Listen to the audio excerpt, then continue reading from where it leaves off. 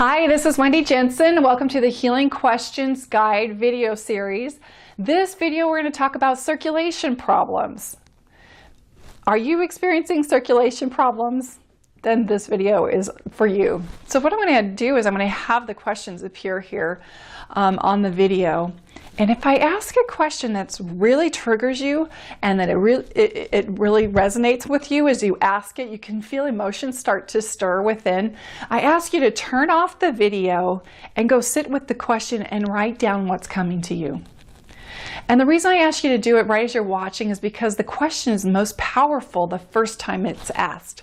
The second time it's asked, the ego mind is kind of onto it, and so it kind of dilutes it a little bit. Not that it's not going to work the second time, but what I'm saying, the first time that you ask the question, those emotions come up, that's the point of greatest potential for the questions to be activated and to be cleared and to reveal themselves of what the information that's in your mind that's being called forth with the questions.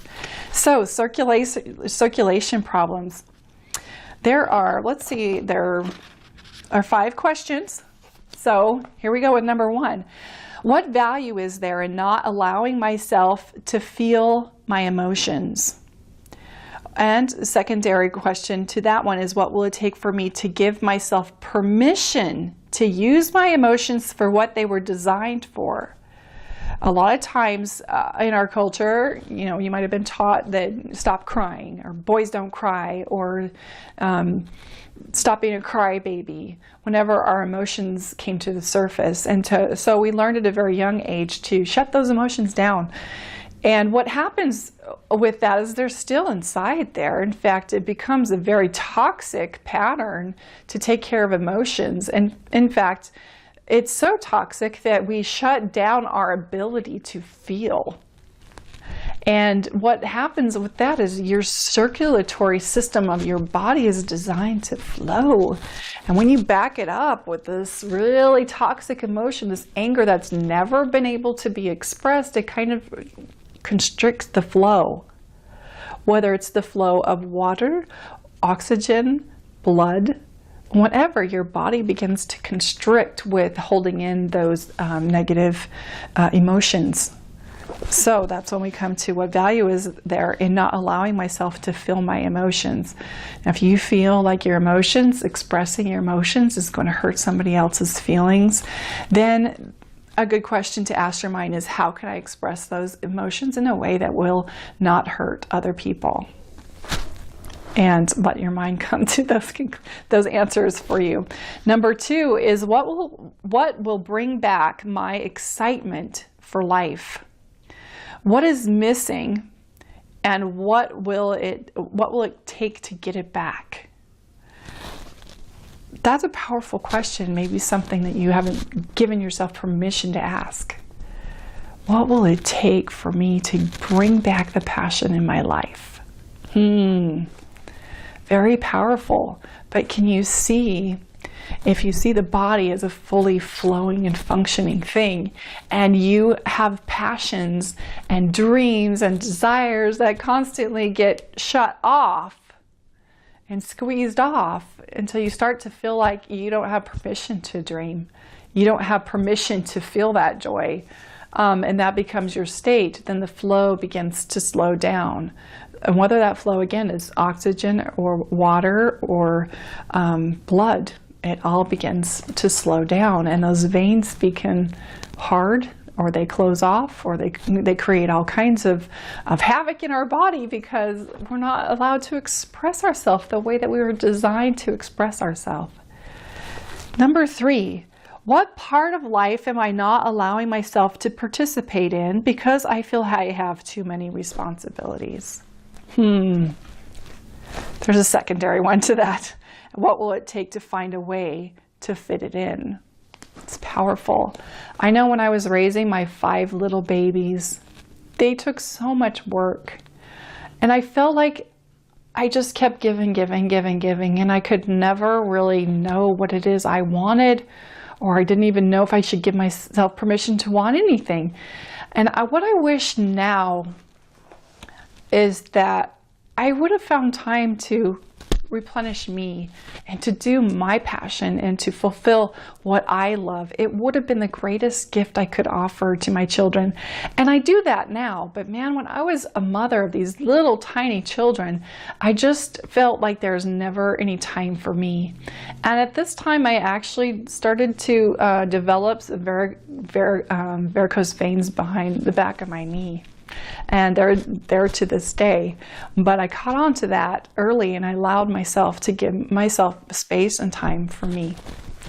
So, number 4, what does it look like to envision the ideal job? So we're using the power of your imagination to envision the ideal job. What limitations have I placed on myself that are not allowing me to get that job? Otherwise, what am I believing? What are my limitations telling me I can't have it and I can't do that?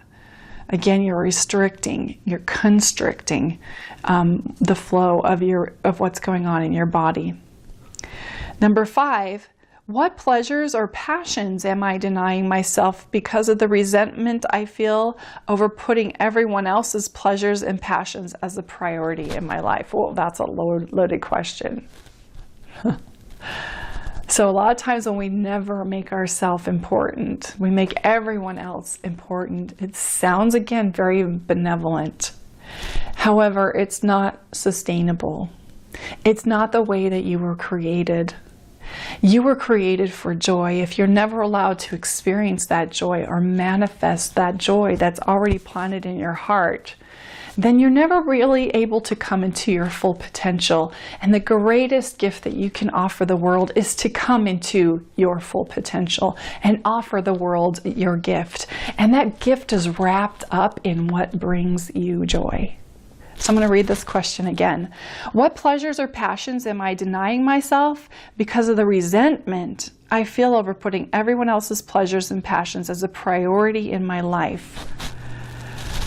Listen to your higher self. What's the first thing that comes to mind? I remember for me it was the beach.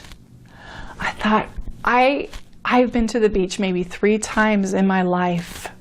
And one day I was able to be there on purpose. I finally just said, I'm taking my younger girls and we're going for fall break. We're going to the beach. And we went to the beach and oh, my soul rejoiced. And every month since, I've been back to the beach. I've been back to the beach more this year than I have in my entire life.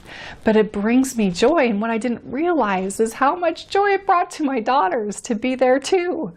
I denied myself that opportunity because I didn't think I didn't have enough money. I didn't have enough time. I thought I was the only one that enjoyed the beach. And so just having those thoughts and denying it didn't allow my body to be free and flow the way it's designed to flow.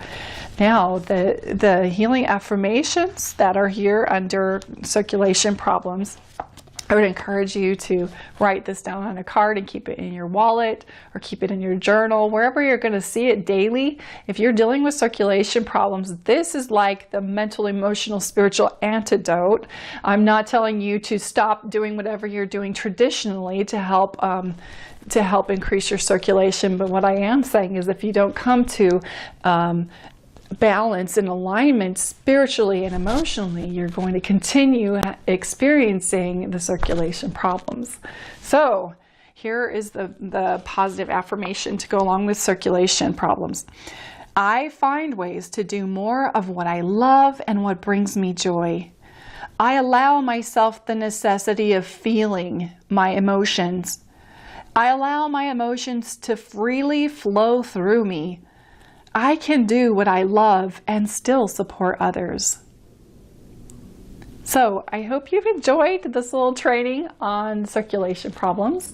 If you want to know more about my book, you can go to my website at wendyjensen.com, or you can get the book on Amazon, both in paperback, or you can get the Kindle version. And I hope you enjoy the book. There's so many questions. It's a 500-page encyclopedia full of symptoms where you look up the symptoms and you have the series of relevant questions to ask the mind to activate healing in the mind, the body, and the soul. You have a beautiful, beautiful life.